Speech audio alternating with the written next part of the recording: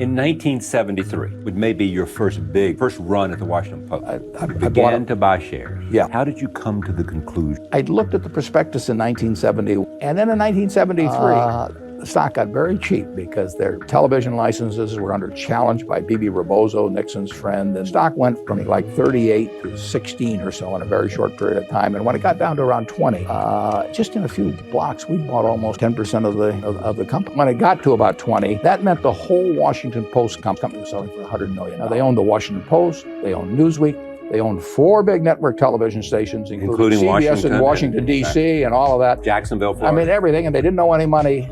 And if you had taken those separate parts, you literally would have been out in the middle of the Atlantic Ocean, at midnight in a rowboat, and you could have sold them for $500 million. People would have been swimming out in shark-infested waters if necessary. And you could have had all of it for $100 million at that time. For $100 million.